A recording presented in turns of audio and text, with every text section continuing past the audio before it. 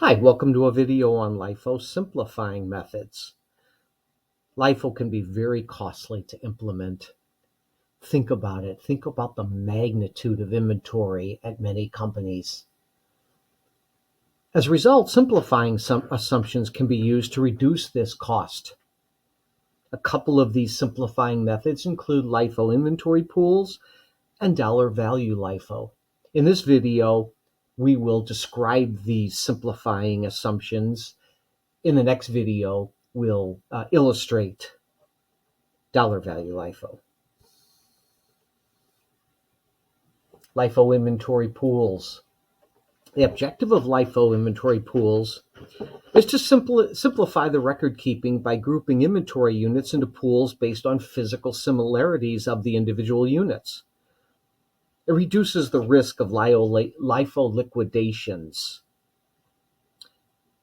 Example is think about a lumber company where it might have pine wood and oak wood and maple wood. It allows the company to account for a few inventory pools rather than specific types of inventory. TVs rather than each type of TV, the 50-inch big screen and all those. Accounting for LIFO inventory pools. Within the pools, all purchases during a period are considered to have been made at the same time and at the same cost. That cost, individual unit costs, are converted to an average cost for the pool. An example related to the lumber company example provided above is cost per board foot of pine, oak, and maple. And if inventory increases overall, the ending inventory will consist of the beginning inventory of all of the wood, plus a single layer added during the period at the average acquisition cost within the pool. Let's talk a second about dollar value LIFO. Many companies that report using the LIFO cost flow assumption are actually applying this dollar value LIFO.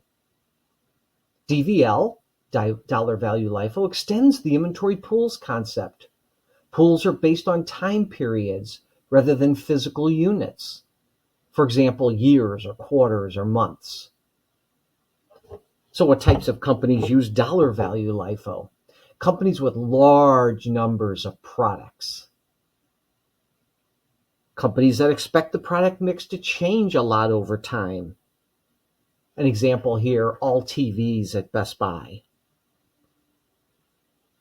Okay, so here is in general the steps to carrying out dollar value LIFO. You start with that FIFO cost. That is the number of units in ending inventory multiplied by the most recent unit price.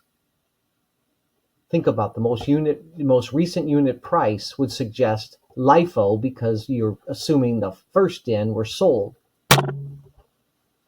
We then convert ending inventory to a base year cost.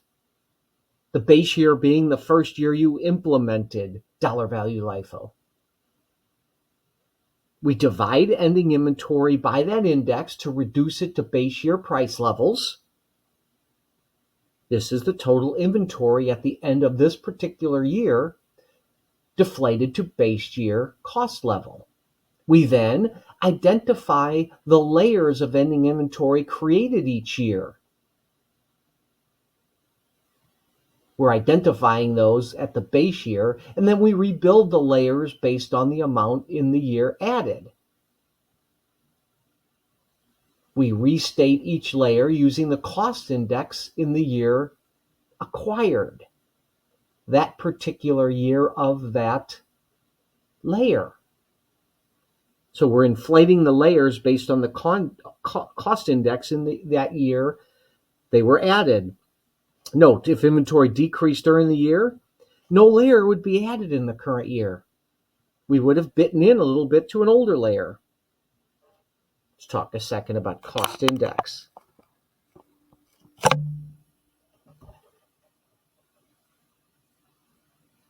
cost index is set at 1.00 in the base year. That's the year of adoption of dollar value LIFO. An index in any later year is the unit cost in that later year divided by the unit cost in the base year. Here's an example. A representative, quote, basket of items cost $10 in 2024 and cost $5 in the base year. Costs in the layer year 2024, so the layer associated with year 2024, are twice what they were in the base year. Most companies use internal inventory purchasing data to determine this index. Macroeconomic metrics such as the consumer price index or the producer price index might be used in large and very vast companies. All right, in the next video, we will illustrate dollar value LIFO as an illustration of one of the LIFO simplifying methods.